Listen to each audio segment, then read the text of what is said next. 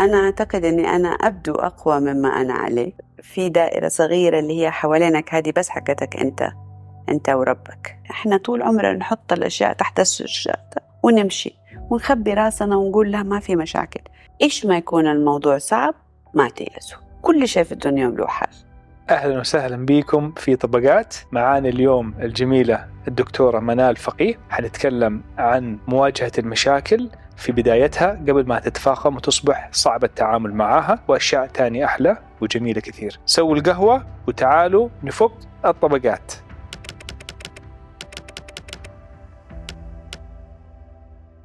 أهلا وسهلا بيكي في طبقات. آنستينا وشرفتينا بحضورك اليوم. معنا الجميلة الدكتورة منال فقيه، كاتبة، مؤلفة، ونائب مجلس إدارة مجموعة فقيه. كيف حالك؟ أهلا بيك محمد، شكرا لثقتك، وإن شاء الله يا رب تكون مقابلة مفيدة. إن شاء الله يا رب نفيد ونستفيد إن شاء الله. طيب يا ستي، جاهزة لأول طبقة؟ جاهزين. ممتاز. طيب أنت مين من غير منال اللي يعرفوها الناس؟ طيب أنا أم ل3 أولاد، أعشقهم، فخورة جدا بهم الحمد لله. الله يحفظك. وأنا ابنة إلى وقت عدى، وهذا كان دور أفتخر به جدا، الله يرحمه. وأنا أخت وعمة وصديقة، وأعتقد أنه أسعى أنه أكون عضو يعني مفيد للناس اللي حواليا بأي طريقة من الطرق، بس مفيد للناس اللي حواليا. مساعدة الناس بحكم عملك ومجالك دائما شيء أنت تطمحي ليه. جدا جدا. وقت. يعني أشعر أنه كلنا موجودين هنا عشان غرض، هدف معين، ويجيني شعور بالذعر أو البانيك إذا يا ترى فين راح الهدف، فين وصلنا، إيش بتسوي. فكلنا عندنا هدف والمفروض يكون مرة واضح قدامنا. أوكي. ويخوفك إنه الهدف هذا ما تتذكريه، ولا هو أنت بتعيشي لأجله على كل يوم، هو اللي يصحيك من النوم هذا الهدف كل يوم؟ والله ماني عارفة إيش بيصحينا من النوم محمد، في أيام ما تبغى تصحى فيها من النوم، بس إيوة المحرك هو فايدة، إنه أكون مفيدة. بدي أكون مفيدة، إذا مو مع عائلتي مع أصحابي، إذا مو مع أصحابي مع مرضانا، إذا مو مع مرضانا مع الطلاب حقون الكلية، بس ناس يجوني أو أقدر أساهم لو شوية في إنه حياتهم تصير أحسن، هذا يكون بالنسبة لي يوم مرة كويس. حلو. ويديك شعور بالساتسفاكشن إنه أنت بتعملي مساعدة الناس، هذا يعطيني شعور عميق بالرضا. حلو. وطبعا ما في شيء تقدر تسويه كفاية، ما نقدر نحمد الله كفاية، ما نقدر نعبر عن غايتنا من إنه إحنا موجودين كفاية، بس أنت تقدر تسوي اللي تقدر عليه كل يوم. وإذا وصلنا لحتة إنه اللي أقدر عليه هتلاقي نفسك بتسوي شيء، بس إذا تحط أهداف كمان كتير بعيدة وعالية هتلاقي نفسك محبط معظم الوقت. فهي نظام الخطوة، الطبقة. حلو. طبقة عن حلو. طبقة. يعني نقدر نقول كذا منال تاخذ كل يوم بيومه، تحاول تعيش في اللحظة قد ما تقدر فعلا. ومساعدة الناس هي بنزينها في الحياة. فعلا. وقت. وهذا الشيء واضح من عمل الوالد رحمة الله عليه إلى أخوانك وإنتي واللي سويتوه في البلد من القطاع الصحي. الحمد لله. والوالد ما شاء الله يعني اللي خلف ما مات. والاستمرارية في الجودة بتعلى في جميع المناطق عندكم الحمد لله، وهذا شيء جدا يرفع الرأس، ولو كان عايش أنا أقول يكون جدا فخور فيكم. يا ربي يخليك إن شاء الله إن شاء الله. طيب منال دائما قوية من الخارج، هل هي شايلة أكثر من ما تقدر داخلها بس لازم تحط هذه النظرة القوية عشان وضعها ومسؤوليتها اللي هي عندها هي الآن؟ والله إيوه، أنا أعتقد أني أنا أبدو أقوى مما أنا عليه. ما أنكر أنه الحمد لله أنا إنسانة قوية، لأنه مريت بصعوبات كتير ومريت بأزمات كتيرة، وقوة طبعا ما حأقول أنا قوية عشان أنا قوية، أنا قوية عشان ربنا وقف معايا. جميل. أعتقد حاجتين، نمرة واحد لازم تكون واقف على أرض صلبة، لازم تكون عارف أنت إيش شكلك، إيش فائدتك في الدنيا، طالع من فين. وبعد كده ذكر قلنا يوم بيومه، صح. يوم بيوم وتودي الخوف شوية، لأنه حلو. أحيانا كتير تمر عليك مصائب كبيرة مرة، فإذا بدك طالع فيها ككل تقول يو كيف بدي أخلصها هذه، بس خطوة بخطوة تعدي. إيوة أنا أقوى من برا مما أنا عليه من جوا، بس أتصور كلنا كمان كده. أوكي. طب إيش تحسي نفسك شايلة أكثر كثير، ولو تبي تريح نفسك أو تبي تشيلي شوية من هذا الهم أو من هذا المسؤولية، إيش ممكن شيء تسويه الآن في حياتك، حتى لو كان يعني سخيف أي شيء بس يخفف من هذا اللود عشان يقدر يكون في تناغم بين داخلي والخارجي؟ تأمل. أنا كتير استفدت لما بديت أتأمل السنين اللي فاتت هذه، ما كان من طبعي، كان طبعي مستعجلة وسريعة ودائما on the go زي ما يقولوا. بس آخر كم سنة حقيقي صرت أقعد مع نفسي أكتر وصرت أتأمل.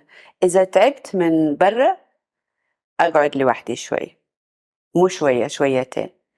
أنا أعتقد أنه إحنا في خضم الحياة نحتك بالآخرين وبالأشياء وبالأحداث، فنفقد طبقة مننا، طبقة على طبقة، زي الثعبان كيف ينسلخ. فإذا بدك تضمن نفسك وترجع تقوي روحك، لازم تقعد بنفسك شوي. حلو. مع نفسك، تتأمل، تقرأ، تدعي. بس حتى الصمت دواء. أحيانا الواحد لازم يسكت ويهدأ عشان يعرف يفكر زي الناس ويرتاح. صح. يعني بسرعة الحياة اللي احنا فيها أصلا، صح؟ والتليفونات والإيميلات ولازم تردي لو ما رديتي عيب وكل دي الأشياء، كيف الضغوطات اللي صايرة تخرج الإنسان، الاتنشن حق الإنسان دائما ساير على الإكسترنال أو الخارج. مزبوط. فلما توقفي الاتنشن ده وترجعيه لنفسك انترنا شوية، تحس إنك اكتملت. صحيح صحيح. وإذا لو الواحد يسوي هذا الشيء كل يوم أو يقعد لوحده كل يوم، يعني أنا ما أشوف فيها غلط إنه الواحد يروح. أنا يعني قبل أمس رحت تعشيت لوحدي في مطعم، يا سلام، وسمعت كتابي. حلو. لما دخلت الويتر قال لي أنت هنا لوحدك؟ لوحدك؟ قلت له إيوه أنا جيت لوحدي. فاستنادا لكلامك إنه مرة مهم إنه الواحد يقضي وقت مع نفسه، حتى لو يكتب يقرأ ما يعمل شيء، يقعد في الصمت. صحيح. هذه تعلي فيه قوة الكرياتيفيتي وأشياء كثيرة تعلى عنده. تماما تماما، well put. وفي شيء تاني قلتيه مرة عجبني. قلتي إنه الواحد لو عنده مشكلة أو مشاكل الحياة، إذا شافها من زي ما يقولوا هوليكوبتر فيو، حيحس إنه هو مشلول، خلاص مشلول. بس لما تكسر المشاكل على أشياء أصغر وأصغر وأصغر، تبدأ التركيز حجم الموضوع ما يضايقك، فتتعامل معاه بفلكسبيليتي أو سهولة أكثر. نعم. فأشكرك. هذه نقطتين. يعني إحنا في الزمن هذا أظن هذا العصر ما في وقت، كل شيء مشغول وما حد يقعد لوحده، وكل شيء بيتم بسرعة أعلى كثير من قدرتنا على التواؤم معها والمواكبة. بالذات أنا أعتبر نفسي من جيل كان يقرأ كثير وكان يحاول يفهم كل شيء. السرعة حقت الأحداث حواليا أسرع كثير مما يريحني، فأجري وراها شوية، أحاول أكون مطلع، أحاول أكون عارفة إيش اللي بيحصل، بعدين أدعو. بحب أستريح شوية مع نفسي. حلو. ما تحطي نوتيفيكيشنز على السوشيال ميديا بلاتفورمز على الجوال؟ أحط قليل على إنستغرام. أوكي. كل فترة والتانية، من باب ترى أنا ما بتفرج بس على الناس، أنا كمان عندي شيء أقوله. قليل تواجدي على فيس تايم أو تويتر أو كده، يعني عموما مقل. أوكي. عموما مقلة. حلو. نبغى صفة تعلمتيها من الوالد رحمة الله عليه. قل لك هي فورا إنه يسامح. أبويا الله يرحمه كان يسامح، يعني يسامح في عملات كبيرة، وأنا أسامح وأتمنى أني أنا أكون نص في هذا الموضوع. وهو كان حنون مرة. فأعتقد خصلتين أقدر أفتكرها، في خصال كتير الحمد لله أشوفها فيه كان الله يرحمه كمان في الوالدة، بس هدول الخصلتين مرة واضحين كانوا في شخصيته. إيه تظن إنه أنت عندك هذه الخصلتين؟ أتعشم أنا أظن عندك إيه، أتعشم أنها تكون عندي واكتسبتيها وتشربتيها منه جدا. أصلا ما كان عندك حل تاني، إذا تطالع فيه تقول ليه دي طيابة هي زيادة ولا إيش، بس هو لا، هو فعلا حقا بيسامح.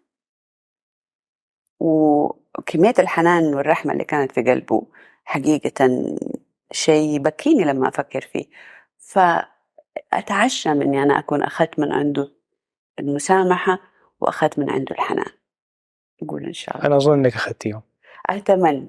وأظن أنه بصراحة أنه هذه يعني ما شاء الله مؤسس وطبيب لمستشفى، هذا مو شيء سهل أبدا. فإنه هو مؤسس وطبيب، مو شرط إنه البزنس مان لازم يكون بروتال ويكون كذا، لا، الواحد بالتسامح وبطيبة يقدر القلب يسوي أشياء لأنك كتير. تتعدي وتطلعي أسرع من واحد زعلان ومعصب، يعني طاقته خفيفة وتوصل أبعد.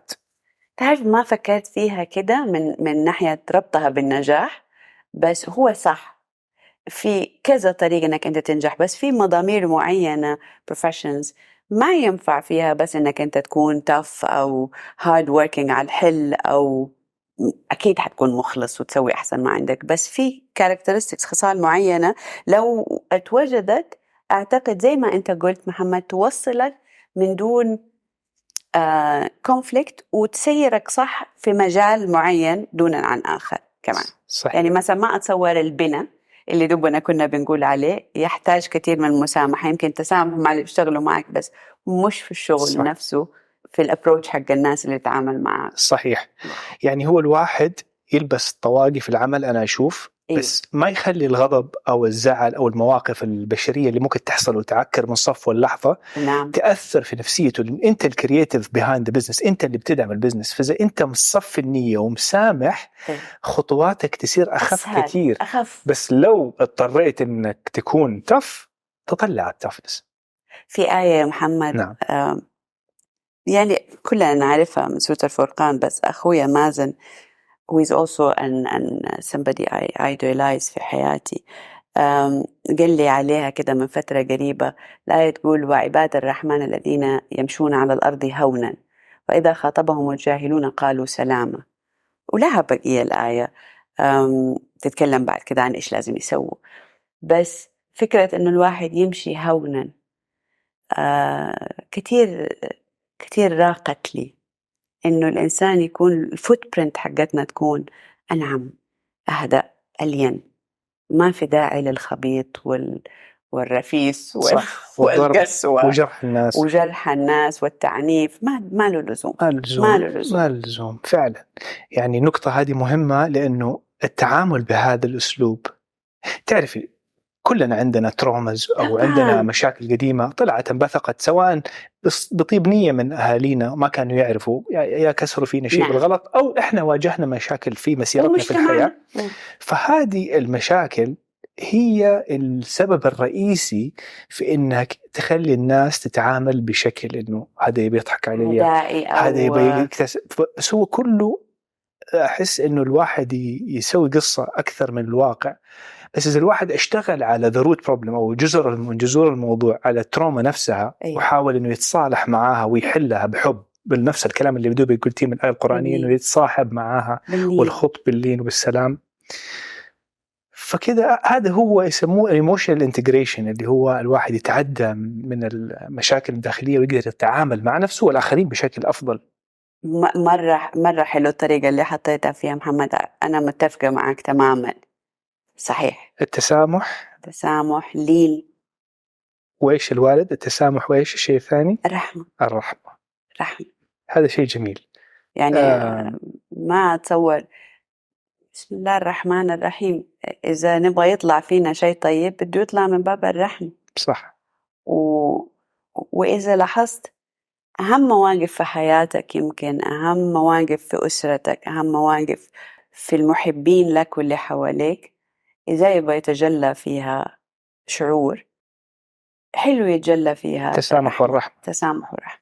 جدا جدا طبعين مهمين، مرة. ونتمنى يعني نعمل توعية على الموضوع ده. مشكلة الناس تعتقد أنه زي ما تفضلت، كل ما كان الواحد قوي وعفش لا ما تخلي أحد يغلبك ولا ما تخلي أحد يقول لك وكسر راس اي وطبعا في المثل في أشياء. الظريف كنا نضحك عليه كثير مع الوالد الله يرحمه، من سوء الظن من أقوى الفطن. لا يعني أحسن الظن وأمشي بشويش وبالهداوة بالرحمة وربك ييسرها إن شاء الله. الله يرحمه إن شاء الله. آمين آمين يا رب. إن شاء الله كذا تعطرونا بصفاته الجميلة يا رب. آمين كلنا. طيب الحين احنا قعدنا مع الوالد ويستاهل أكثر من كذا حلقة كاملة عشان نعرف قصته، بس نبغى نعرف كمان الوالدة رحمة الله عليها. أكيد كانت هي طبعا يعني حسب ما قريت وشفت هي تحب الأعمال الخيرية كثير وفي لها أعمال مرة طيبة كثير في جمعية الأولى مثلا. نعم. إيش صفة تعلمتيها منها؟ والله يا محمد، على أنه والدتي الله يرحمها توفت من حوالي 16 أو 17 سنة، أمي ماتت صغيرة كان عمرها 63 سنة الله يرحمها. الله يرحمه.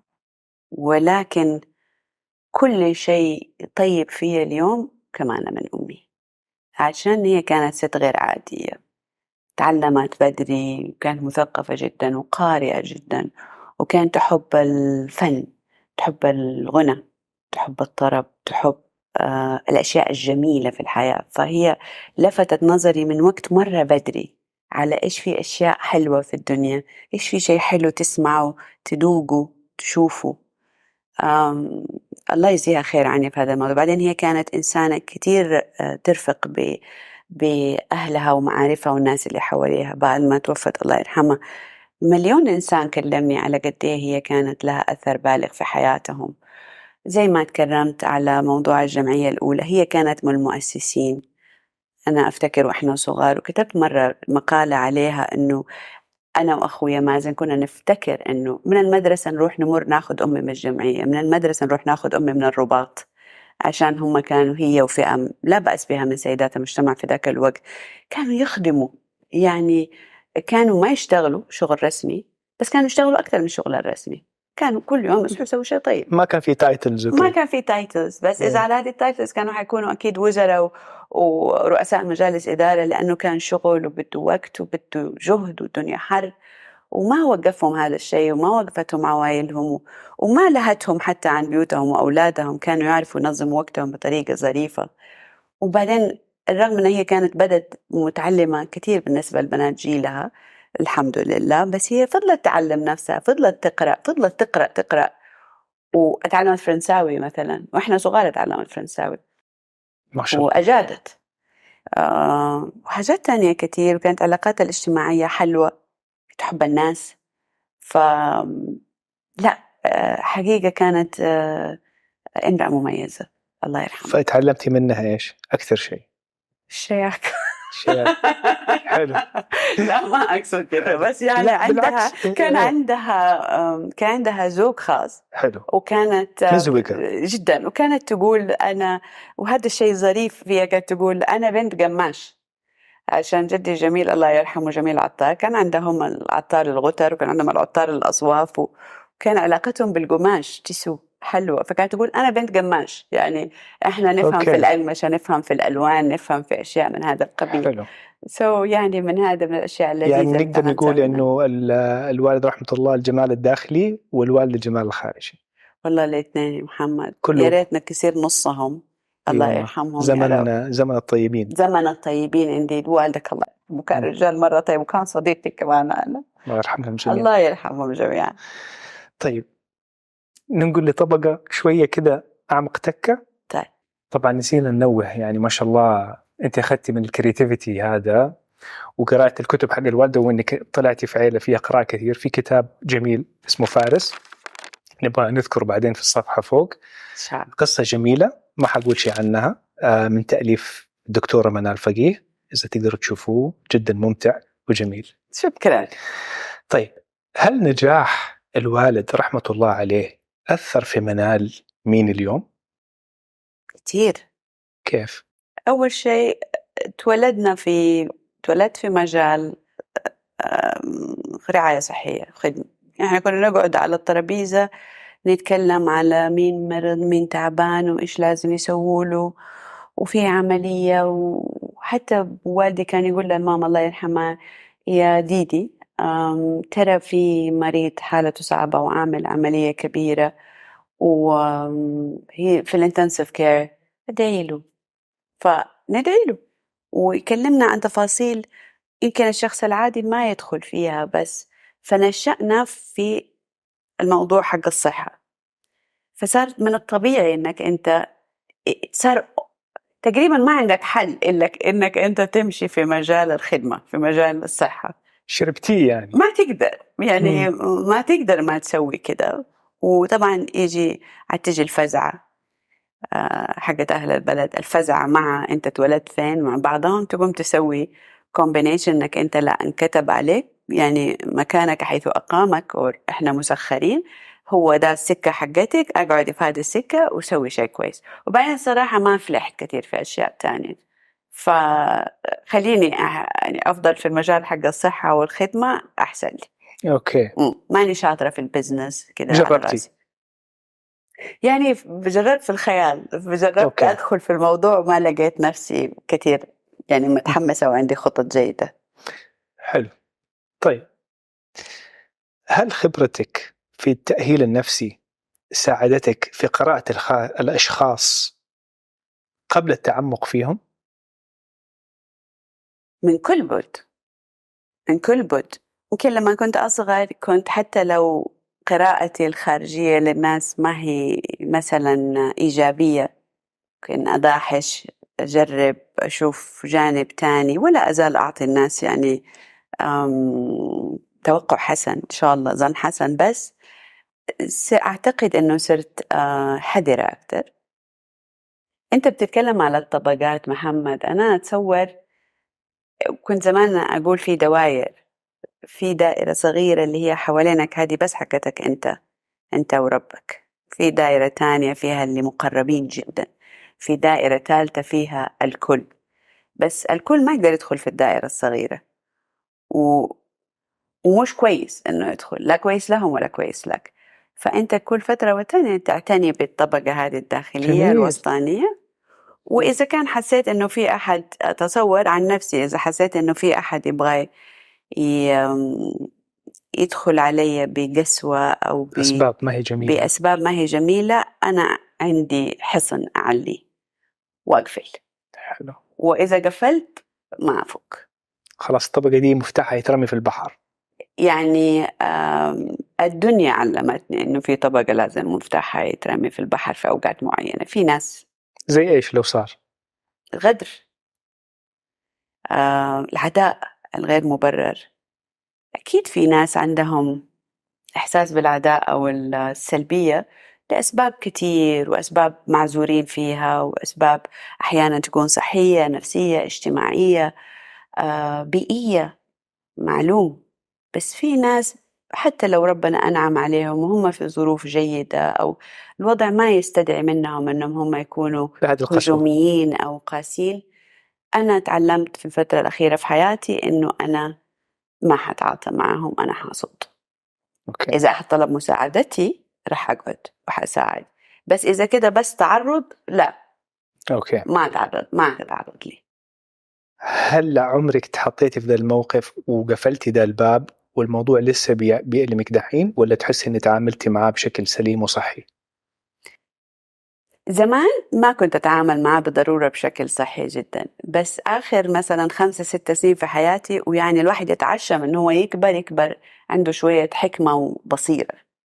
فآخر كم سنة في حياتي إيوة صرت أتعامل مع المواقف بطريقة، على الأقل لما أروح بيت أنا بعدين نفسي ما تقول لي أنت ليه خليتي أحد يسوي فيكي كده، ولا كيف رضيتي، ولا ترى لازم تردي، ولا كان لازم تقولي شيء تاني. لا خلاص، أنا بتعامل مع الموقف في ساعته، وأرجع هنا للحاجة اللي ورثتها من أبوي الله يرحمه. إذا كان ما عاد في يدي وأقدر أعطيهم عذر حسامح، عشان الدنيا لازم تمشي، وعشان أنا لا يفضل داخلي في شعور بالحمق أو البغضاء أو الزعل. حلو. يعني التسامح هذه نقطة مرة مهمة. ترى التسامح يا جماعة الخير ما هو لهذا الشخص اللي هو عمل لك شيء، هو كمان لنفسك، هي ليكي قبل ما تكون نعم. لي. ما تشوف الناس اللي نفسيتهم بغيضة كيف يصير شكلهم؟ سيماهم على وجوههم. الناس اللي ما تسامح وقاسية يبان على وشهم القسوة، تبان على تقاطيعهم، يبان على كبرتهم. نتعشم إنه إحنا نكبر بتسامح أكتر، كمان يبان على خلقتنا.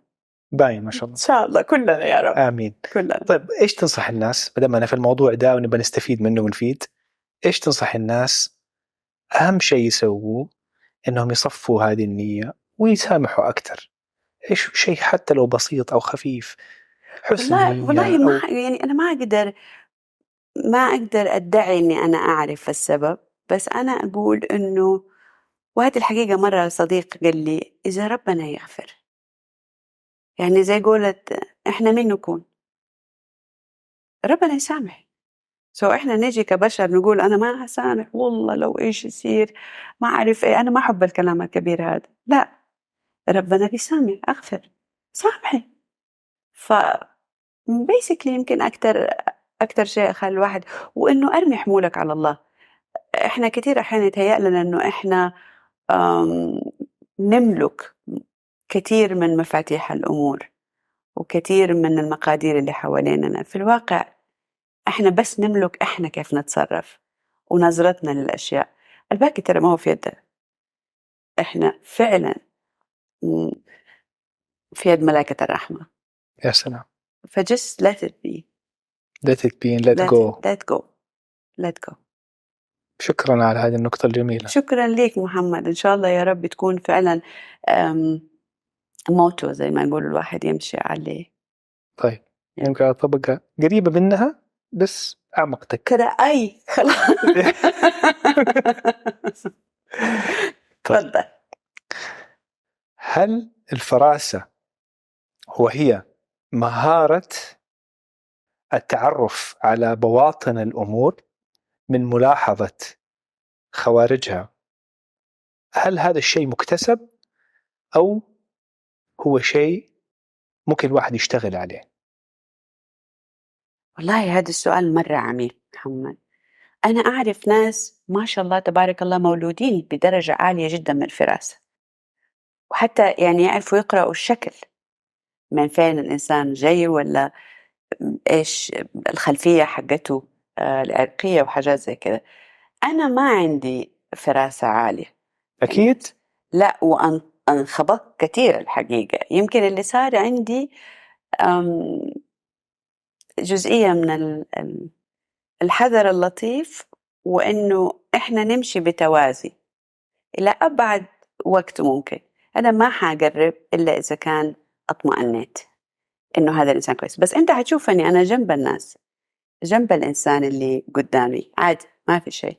بس إذا بس اطمئنيت تماما، ولكن هذا ياخد وقت عشان أنا ما أدعي إنه عندي فراسة قوية وأعرف أتنبأ. يعني في كتير صارت مواقف في حياتي ما توقعت يجيني فيها خبطة وجاتني خبطة. بس أرجع أقول لك أنا أفضل إني أنا أكون على نياتي وأنخبط من إنه أفقد هذه الخصلة وأفضل طول الوقت متأهبة وحذرة. ما أبغى أكون هذا النوع من الإنسان من الناس.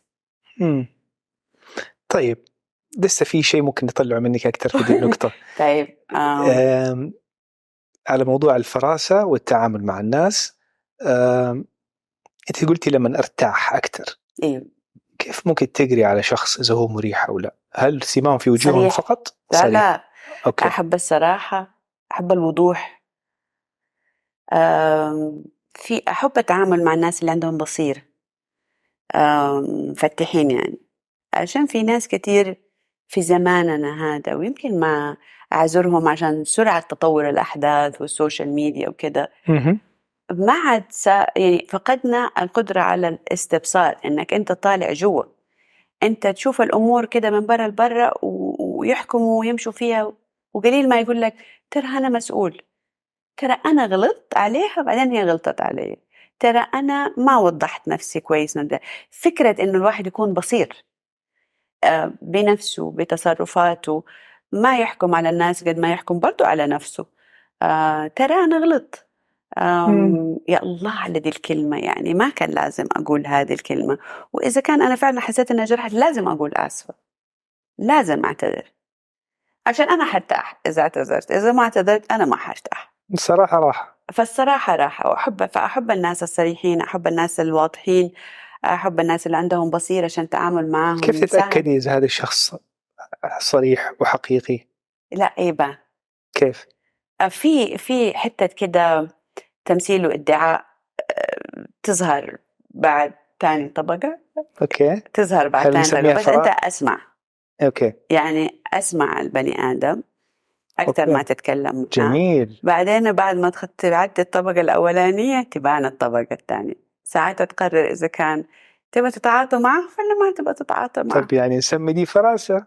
يعني إذا كان بدك هذا النوع من الفراسة. مهم ترى هذا النوع من الفراسة. يعني هذه بالتجربة. أوكي. هذه نقطة مرة مهمة. يعني إذا ما تولدت بيها يكون هذا يمكن منهج. أوكي. تسوي. فاحتكاكك بالناس باختلافها علمك كيف تعرفي إذا هذا الشخص ترتاحي له تفكي معه أكتر أو لسه تخلي فيه طبقات بينك وبينه. أيوه نعم. أوكي. أوافقك. حلو. على موضوع تسمعي أكثر من واحد يتكلم، في نوعين الواحد يسمع فيها. النوع الأول اللي هو كثير مننا نسويه، اللي هو إحنا نسمع عشان نجهز للرد. يا سلام عليك، بدي الناس اللي كده. في سماع الواحد يسمع عشان يفهم. أنت تسمع عشان تفهم، أنا أعرف ده الطبع والله فيه. شكرا. أنت definitely تسمع عشان تفهم. أعتقد كل ما بكبر كل ما أصير أسمع عشان أفهم، وما عاد يهمني الجواب، ما عاد يهمني أدافع عن بس إنه أنا يكون عندي شيء أقول. أبى أسمع صوتي. لا فعلا هذه تيجي أعتقد مع النضج والعمر، إنه لا أنا خليني أسمع عشان أسمع، مو أسمع عشان أرد. حلو. طيب هذا يجيبنا الطبقة شوية كده. هل منال تتعامل مع ذاتها بنفس اللطف اللي تتعامل فيه مع الآخرين؟ أبدا أبدا أبدا أبدا. أنا أجلد ذاتي. ليش؟ بشتغل على الموضوع كل يوم، بشتغل على الموضوع. بس أنا عموما من الناس اللي صعبين جدا مع نفسهم، وبحاول جاهد عشان قد كده بقرأ في موضوع الصدمات والتروما والحالات النفسية المختلفة اللي الواحد يمر فيها. كتير منها يقول لك بس خليك ليك حنون مع نفسك، تقبل ذاتك شوية أكتر، حاول تفهمها أكتر. فأنا هذا يعني من الأشياء اللي بشتغل عليها الحقيقة. أوكي. أيه. يعني الطريقة اللي تكلمي نفسك فيها قسوة؟ يعني زي الناظر، كيف الناظر حق المدرسة، وأنا المشكلة في داخلي طفلة، فالناظر والطفلة ما هم كتير متفقين مع بعض. الطفلة تبغى تسوي شقاوة وتبغى تجري، تبغى تنط، تبغى تفرح، تبغى تضحك، تبغى تغني، تبغى تصيح، والناظر يبغى يأدبها. وأتصور كل الناس اللي حوالينا عندهم combinations كده غريبة من الأشياء، بس يعني إذا كان بدي أسميها قول الناظر والتلميذ المشاغب. أوكي.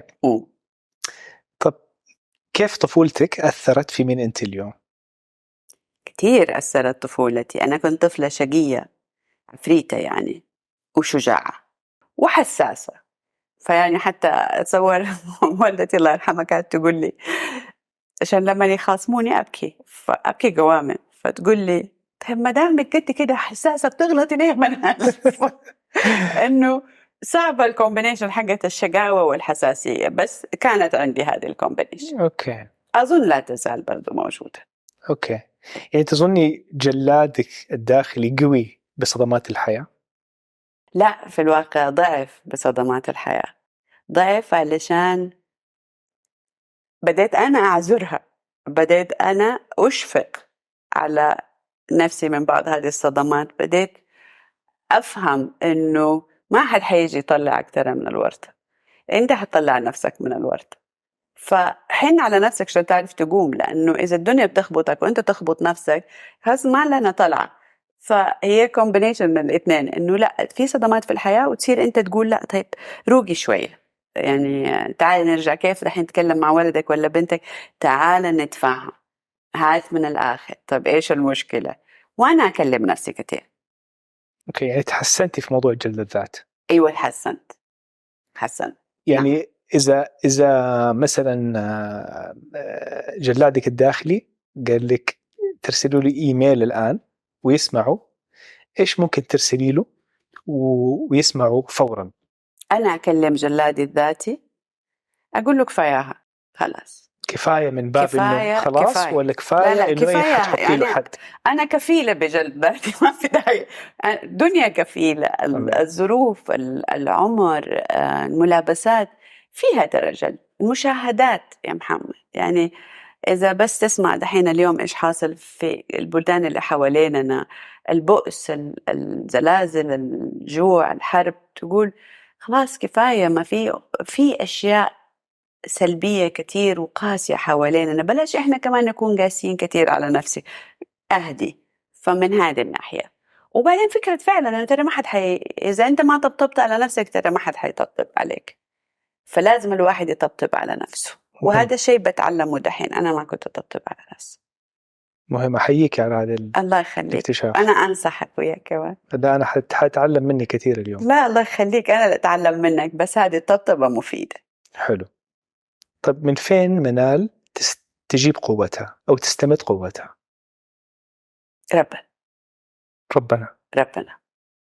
وأقول لك هي بمنتهى الوضوح، لأنه الحمد لله أنا أكثر يعني طول عمري مؤمنة بالله كتير، بس وإيماني عميق، بس هذه الكم سنة اللي فاتوا صار في ارتباط قوي بين إيماني بالله وبين الأشياء اللي بتحصل كل يوم وملجئي. الدنيا تخوف، ومشكلات الدنيا تخوف، وفيها وحدة، وفي خراب كتير حواليننا. فالقوة الأساسية ألاقيها التواصل الإلهي. تسبيح ينفعني كتير. ايش تسبحين؟ ايش افضل تسبيحات تحبيها؟ الحمد لله والشكر لله. اوكي. بعدين اتذكرت قريب انه انا كمان لازم استغفر كتير، فاحاول استغفر، بس generally speaking هي جهة الحمد والشكر. وانا اعرف انه كلمة لا اله الا الله، جملة لا اله الا الله هي صوتيا تريح. فاذا ضاقت بي مرة ممكن امشي واسبح ساعة زمان حتعافى، على الأقل حشوف الأمور بمنظور أقل صعوبة خوفاً. وأقل خوفا. أوكي. يعني هتونس. حلو. حلو التسبيح، وحلو التواصل الإلهي، حلو الدعاء. مين تاني بعدها؟ أخوان مازن وعمار كمان هم مصدر قوة لي، لأنه إحنا برضو أصدقاء ونفهم بعض كويس. أولادي، حتى بنتي الصغيرة مزنو برضو هي كمان توحي لي بالقوة. بنتي دارة، ابني فارس لما أتأمل في تصرفاته يمكن مو بالضرورة هو يقول لي أو أقول له، بس هو يوحي لي بالقوة. فأنا الحقيقة عندي الحمد لله عندي أصدقاء مرة كويسين، صديقات جيدات جدا كمان. فالحمد لله نعمة منهم أستقي قوة. حلو. حلو التواضع والمرونة، إنك تتعلمي من أشخاص أكبر منك أو أصغر منك. نعم. وتستمدي منهم القوة وتشوفي الشيء الحلو فيهم. صحيح معك. هذا الشيء يخليك دائما صغيرة أحس. ايوه لانك ما انت حاسس انك انت اكبر واحد ولا بالزبط. افهم واحد، واذا ما انت اكبر واحد ولا افهم واحد وكمان في ناظر، فمعناته انه انت محلك قد محلك. صح. إيه. بس سوي محلك طيب، يعني امشي عدل محل ما انت موجود. بالضبط. ولكن في اكبر منك واهم منك واعلم منك. في فوق جامعة كامبريدج، اذا افتكر الجملة صحيحة اعتقد عمار قال لي عليها and above all learn it is one learned، وفوق كل ذي علم عليم. قرآن. دائما في فوقنا واحد أفهم وأعلم وأشطر وأذكى وأحلى. فنمشي بهدوء وتواضع ونمشي جنب الحيط. حلو. أي. وهذا اللي يخلينا يبان سيماهم في وجوههم اللي يتواضع ودائما يمشي في الدنيا بإحساس إنه هو بلطف، يبان على الناس. أتصور يبان عليهم، والعكس برضو يبان. العفاشة تبان والقوة والقسوة تبان. وإذا ما بانت في الأول يا ويلنا، لأنه بعدين حتيجي في درس لازم نتعلمه. في درس راح نتعلم. كيف دروس الحياة تتعاملي معاها؟ إيش أكثر مشاعر تجيكي من دروس الحياة القوية؟ الخوف، حزن، زعل؟ الاثنين مع بعض، حزن وخوف. أنا إنسانة قلوقة، عندي anxiety، فهي التوليفة من الحزن والخوف. okay. وأتصور قليل من الخوف مجدي، عشان تعرف تتحرك، تعرف تقوم، تعرف تدافع عن نفسك، تعرف تغير الموقف اللي أنت فيه، تغير الرواية. حلو. right؟ والتاني إيش قلنا؟ الحزن والخوف والحزن أعتقد أنه أنا مولودة ببعض الحزن، وكنت ببعض الحزن. كيف يعني؟ يعني أعتقد أنه جزء من تكوينة الشخصية فيها حزن، فيه موجود، مزروعة فيها. أوكي. وما بضاربها، لأنه الحياة عموما، مشاهدات الحياة حزن، فأنا ما بضاربها هذه الخصلة اللي فيها أو العاطفة، بس أحاول أخليها ما تغلبني محمد، لأنه الحزن زيه زي الخوف، يشل ويفقدك الأمل، فهم ضد. الحزن والخوف ضد الأمل، وإحنا بالأمل ماشيين ترى. يعني إذا تصحى كل يوم الصبح، إذا أنت حزين وخايف ترى ما حتتحرك من حتتك، بس إذا في بعض الأمل والتفاؤل حتقوم. فهو التوازن بين هدول الاثنين، بين هدول الست من العواطف، أعتقد يمشينا. أتمنى. أثرتي داخلي إحساس جميل بالكلام هذا. له صدى، يعني خليتي مشاعر إنه كيف شبكتي الأمل من محل فيه حزن وخوف. هذا زي فانوس لو لمبة عشان ينور تعرف تقوم تمشي.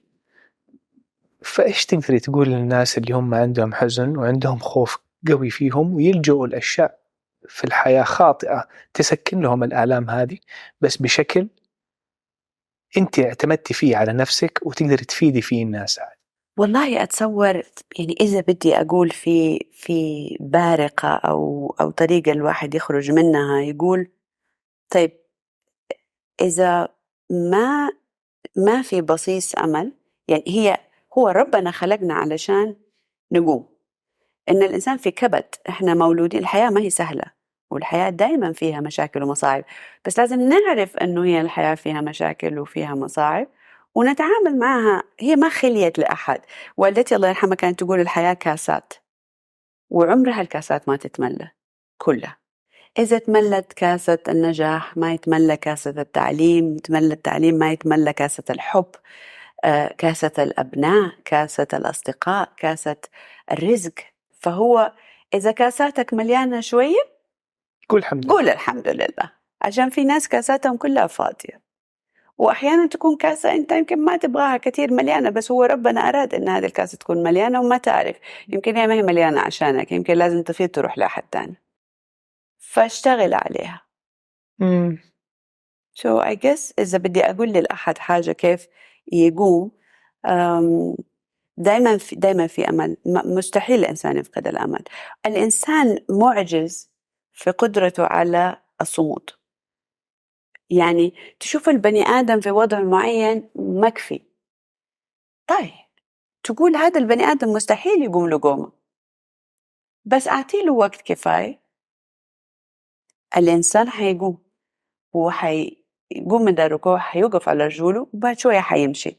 هو كمان من طبع الإنسان في حتة الصلابة والصمود هذه، بس يبغاله يثق إنه عندي جوتي فيه كفاية قوة، وإذا طلبت المساعدة حجيني مساعدة، إذا طبعا طلبتها من ربي أساسا، وإذا طلبتها كمان من المقربين حجيني مساعدة، وحقوم ويقوم. هذا يجيبني لنقطة جميلة اللي هو الاعتماد على النفس. دائما احنا داخلنا في كنز، في صندوق ذهب من على جبل مثال، ودائما الواحد يطالع برا عشان يحس انه هذا الشخص حيريحه، ولا هذا الموقف حيسويه مرتاح، ولا هذا. بس الكنوز اوريدي هي بداخلنا، موجودة بداخلنا، بس في اشياء الواحد يتطبع فيها، زي ما هو المقارنة بالآخرين، الكومبلينينج أو اللي هي أو التذمر أو هذا، تشيل الاتنشن أو تركيزنا من الجمال الروح الداخلنا تماما. وتخرجه خارجي. فإحنا لازم نوقف شوية. عشان كذا لما قلتي أول نقعد لوحدنا في اليوم، نفعل التواصل الإلهي، هذه الأشياء كلها تساعد الواحد ما يحتاج يروح مكان، وإنه كل شيء تدخل على بداخلك. مصادر القوة الجوانية اللي أنت بتقول عليها. بالضبط. صحيحة. بالضبط. صحيح. زي العضلة، تروح الجيم ما تقدر تعمليها من البيت، تروح الجيم وتشتغل لما تكبر. صحيح، ما فكرت فيها كده، بس صحيح هي فعلا عضلة. هو الريزيلينس، الصمود عضلة. ممكن الواحد يفكر في بهذه الطريقة، هتقويها هتقوى. بالضبط. واحد ينام زي الخنفسانة على ظهره ويقول ما في، خلص ما بحياته حيرجع تاني مرة مكانه. وشيء تاني نبغى ننوه عليه مهم هنا، إنه مو لازم الواحد يعني لما نمثلها بالرياضة إن الواحد يروح، مو لازم واحد يعمل أشياء صعبة. يعني لو واحد قاعد مع نفسه أو راح الجيم مثلا، مو لازم يروح ساعة، مو لازم يكون عنده 6 باك، بس يروح يمشي 2-3 في اليوم، بس يخليه هابت. يا سلام. يومي إنه يقعد مع نفسه، حتى لو 2-3 ما يحتاج، ما يحتاج كثير. أحيانا في أيام ما تحتاج تقعد فيها مع نفسك، وفي أيام ضروري تقعد فيها مع نفسك. فزي ما قلت، هو في أي وضع أنت تحتاج ولا ما تحتاج. بالضبط. أحيانا الواحد يكون ملهي مع الناس والأصحاب والدنيا والأولاد وما يشعر باحتياج تتاب للقوة الداخلية هذه. بس في أوقات تانية ما له حل غيرها. صح. ننقل على طبقة تانية. يس. طيب، بخبرتك في مجال التأهيل النفسي، إيش تنصحي العوائل اللي يتواجد ما بينها أشخاص عندهم أمراض اكتئاب أو إدمان، كيف يتعاملوا معهم بحيث إنهم ما يكونوا enablers أو يساعدوهم في التمادي في الموضوع ده، ويكونوا أكثر حريصين إنهم يخرجوهم أو يساعدوهم إنهم يصبحوا أكثر معتمدين على أنفسهم؟ والله سؤال مرة في محله محمد. أول شيء خلينا نتفق إنه ما في، وأنا الحين هتكلم معك كده بالعام بالمزبوط، ما في بيت من بيوت البلد ما فيها أحد يا بيعاني من مشاكل نفسية، يا بيعاني من مشاكل عصبية، يا إما في مشاكل إدمان. إدمان يتراوح من الجيمينج والسوشيال ميديا والقمار للمخدرات، لمشاهدة أفلام إباحية، لعلاقات. ففي موجودة في كل مكان وفي كل بيت، وحتى عند أحسن الناس وأطيب الناس وأذكى وأقوى الناس. هذا ترى ابتلاء. نعم. إذا في مشاكل نفسية أو عصبية، الاهتمام والمراعاة تداوي اللي ما يتداوى. في دواء، في علاج، في تعال نتفاهم، تعال نساعد، تعال نشوف مرة واثنين وثلاثة بصبر، صبر ورحمة. موضوع الإدمان أنا أتمنى إن شاء الله في كمان كونفرنس كبيرة بإذن الله هنعملها السنة هذه. السنة اللي فاتت كانت كمان، بس هذه السنة يوم كامل هيكون للصحة النفسية والإدمان، توعية وإيش موجود، إيش في مشاكل موجودة، إيش في مخدرات موجودة، إيش في موداليتيز للعلاج موجودة، إيش أحسن من شيء. بس اللي بقوله إنه أتمنى نصل إلى توليفة من approaches، منهجيات اللي تبسط وتخفف على الإنسان التعامل مع مشاكل الإدمان.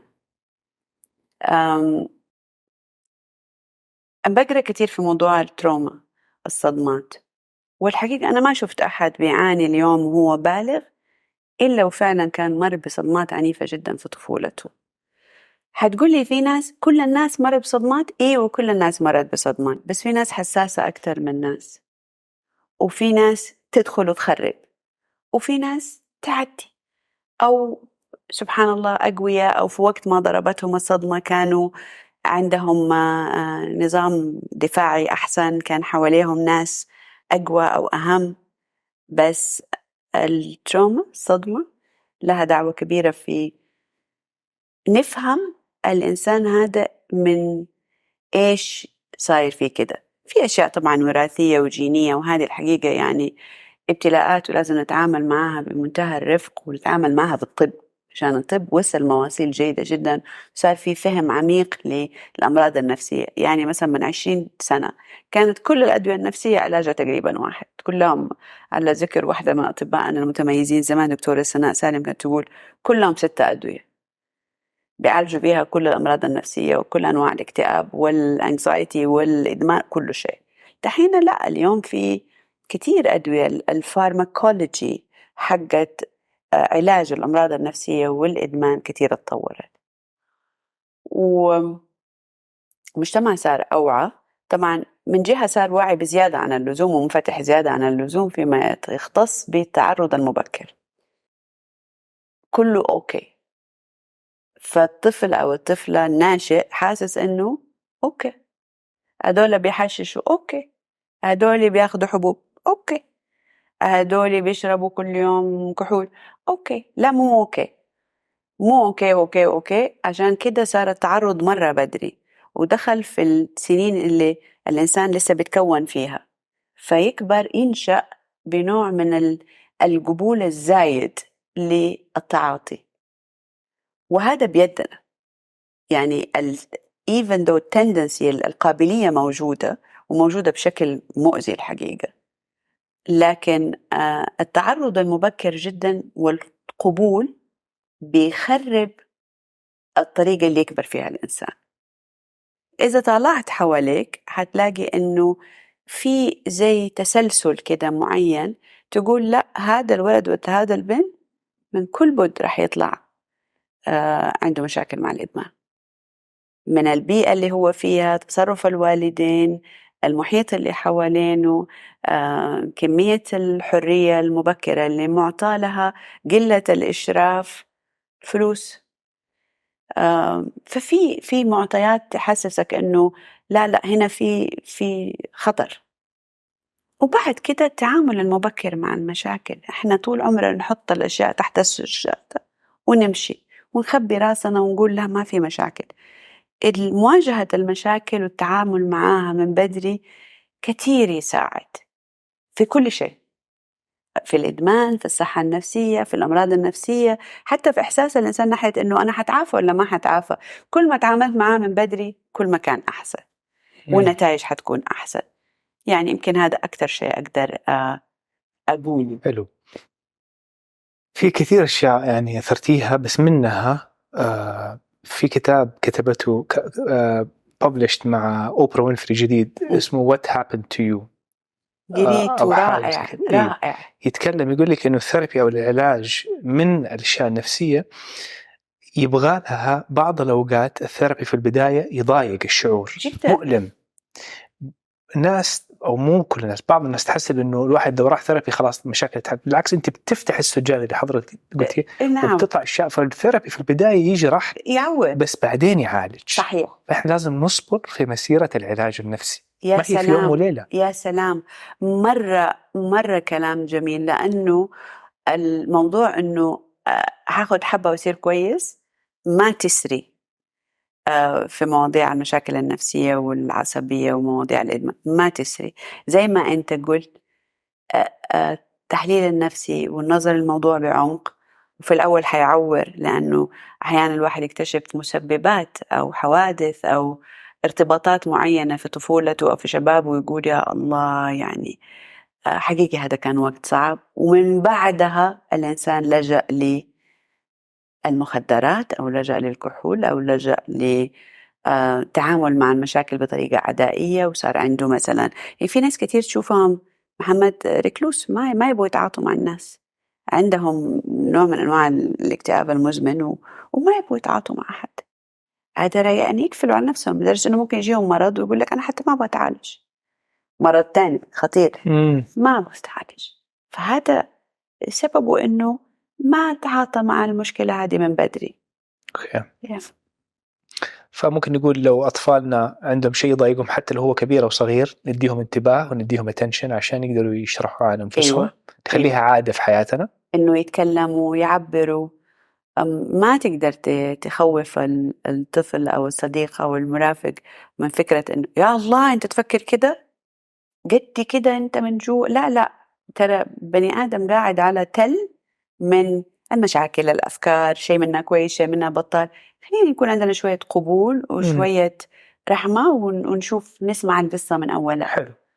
طب جميل شرحك جدا مفصل وجميل، لكن في مقطع اللي هو كلنا، مو كلنا، كثير مننا يواجهه وفي صعوبة فيه، اللي هو إحنا كأب هذا المدمن أو المكتئب أو هذا أو أمه أو أخوانه، كيف هذول الناس، لأنه هذول بعض الأحيان يبغالك قسوة، يسموه tough love، نعم. تقسي عليهم بحد من حبك لهم نعم. عشان تبي الفائدة لهم. كيف تتعاملي كالناس أفراد العائلة اللي حوالين هذا الشخص اللي عنده هذا الابتلاء والمرض بشكل جيد؟ طيب، غير عن إنه الاعتراف بأنه في مشكلة، عشان هذه مفتاح الطريق. معظم العوائل ومعظم الأصدقاء والأقرباء يقول لك ما شاء الله عليه زي الفل، ما عنده ولا شيء، يصير ممتاز. فهو له زي الفل ولا هو ممتاز، denied. ولا هي زي الفل ولا هي ممتاز. فإحنا أول شيء نشيل الطبقة هذه حقة الإنكار ونعترف إنه عندنا المشكلة. أنت جبت نقطة كتير مهمة في العلاج النفسي والإدمان، اللي هو دور العائلة. دور العائلة ده يعني من غيره ما في ولا بروجرام علاجي ينفع، ولا كل البروجرامات العلاجية الناجحة فيها دور العائلة. الظريف في الموضوع إنه زي ما في مثلا 12 خطوة في الماتريكس تقول فصل ال 12 خطوة على هذه الشخصية أو على هذا الإنسان أو هذه الإنسانة، فيصير فيها تخصيص أكتر في الاتجاه حقك. هم دول يقولوا الأخصائيين يقولوا للعيلة ترى نبغاكم تفزعوا لنا في الحتة الفلانية، لما يجيكم يقول كده قولوا كده. أوكي. لما نقعد مع بعض أبغى يكون عندكم وضوح، يكون عندكم صراحة. أبغى نلعب دور bad cup good cup، أنت الأم حتكوني حنونة، أنت الأبو حتكون صارخ. فإحنا لازم نلجأ لرأي الخبير، لأنه كل حالة عن حالة تفرق. أوكي. وأتصور يعني قد كده هذه المراعاة حتفرق في العقد. طب في الكلام ده كله مرة مهم وجميل تطبيقه، لكن التوعية مثلا، هل في جهة معينة ممكن الواحد يستشيرها أو يتكلم معها حكم خبرتك في هذا المجال، إنه ممكن أهل عندهم هذا المرض والابتلاء، عندهم طفل أو ولد أو شاب، أو يقدروا يكلموه ويقولوا لهم هذه النصائح؟ يعني هو الحمد لله صار عندنا كتير جهات بتحاول في العلاج النفسي والتحليل النفسي ومستشفيات وكله، بس أتصور يمكن أهم حاجة إنه يعني أنت سألتني إنه الواحد يعرف فين يروح. أيوة، فين يروح لو يبي يتعالج الأشياء. إحنا ناقصنا حاجة مرة مهمة، ناقصنا support groups. ناقصنا إنه كتير من المشاكل اللي في حياتنا لازم يكون فيها support groups. بس الحلو في الموضوع إنه المجتمع صار مرة متفتح ومرة فهمان وقارئ. فأنت لما تقول أنا اليوم أبغى أسوي يوم للبايبولر، حتلاقي ناس يجوا ويحضروا ويدلوا بدلوهم ويعبروا عن مشاكلهم. أوكي. وكذا. إذا قلت أنا عندي يوم مثلا لأمهات المدمنين، حيجوا لك أمهات المدمنين وحيقعدوا مع بعض وحيفيدوا بعض وحيتكلموا، وكل واحدة حتدلي بدلوها، ونفس الشيء الآباء. حلو. فأنا أعتقد يمكن لازم يكون في أكتر support groups، مش بس مراكز علاجية. ومراكز العلاج لازم تتطور أكتر وتهتم أكتر، تتقدم أكتر. أظن. جميل. طيب ننقل لطبقة شوية مختلفة، أخف كده وأظرف. الموضوع هذا ما شاء الله كده يعتبر دسم ثقيل. أيوه، بس مفيد، مرة مفيد وضروري. وشكرا لمشاركتك في التفاصيل. محمد، مرة ضروري عشان ما نقدر نتجاهل هذه المشاكل.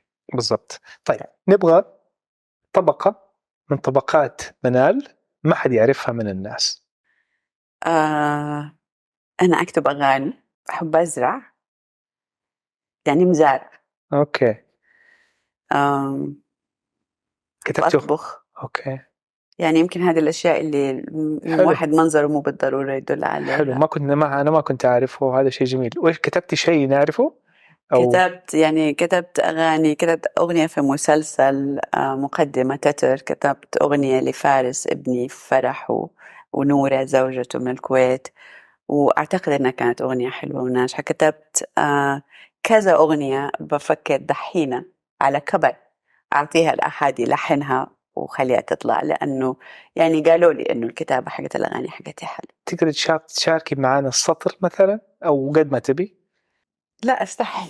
لا يعني أقدر في مناسبة أسمعك مثلا شيء، بس إنه في فرح ابني فارس عملت مجلس شعر، وبعدين بعدها دخلت بغناء حجازي، بعدين دخلت بدقة كويتي، فهي كومبينيشن من كتابة الأغنية ومن الحان كمان ولا بس؟ لا أنا ما لحن، بس يعني أنا كنت أخرجت زي سعادتكم كده في الموضوع.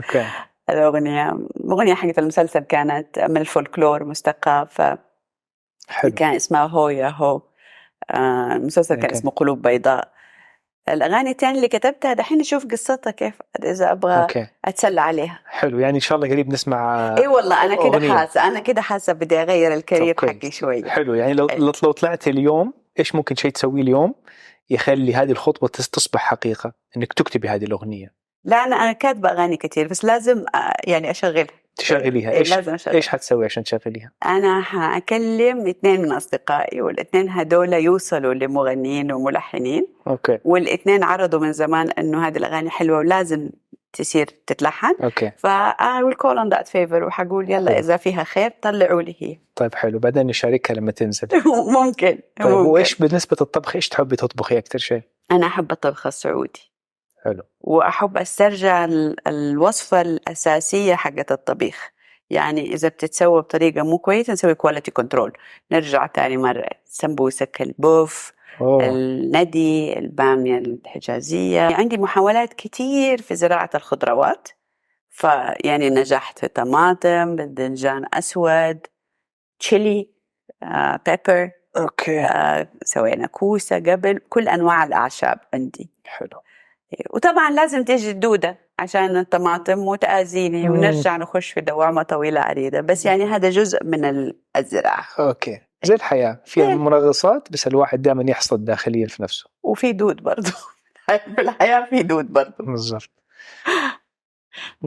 هو الدود ينخر. الكونسبت حق إنه شيء يدخل في الحاجة ويخربها من جوا. بس دائما فيه هيلينج. دايما في هيلينج، لازم الطماطم تقعد بنفسها. بالضبط. عشان تتعافى. بالضبط. شكرا. طيب جينا لسؤال الحلقة، نبغى نصيحة للأجيال القادمة زي فانوس النور ينور طريقهم بيها حسب خبرتك في السنين دي كلها، بحلاوتها ومرتها وبجمالها وبكل شيء. إذا بدي أنصح مثلا أحد صغير لسه طالع في الدنيا دي، حنصح زي ما أنصح أولادي، والحمد لله تعلم، نتعلم، اقرأ، اتعلم. هذا أهم شيء نسويه. وحقدر أقول كمان إنه ما تيأسوا، إيش ما يكون الموضوع صعب ما تيأسوا.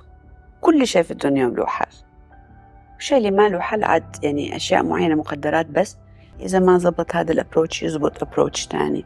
فالمثابرة أهم من الذكاء، والناس اللي أعرفهم المثابرين هم أنجح الناس. والسبب إنهم هم نجحوا مش إنه بس فكرتهم كويسة أو إنه أدائهم جيد، هو إنهم ما فقدوا الأمل وما خلوا الدنيا توقفهم، عقبة ورا عقبة يجتازوها. يمكن هدول الاثنين بس. صح لسانك. الله يخليك يا رب. شكرا على حضورك. شكرا على ثقتك. نورتينا حقيقة وفتينا مرة كتير. الله يخليك أنتوا النور، وشكرا على هذا البرنامج الحلو، أنا مستنية أشوفه بفارغ الصبر إن شاء الله. إن شاء الله. شكرا لكم. شكرا.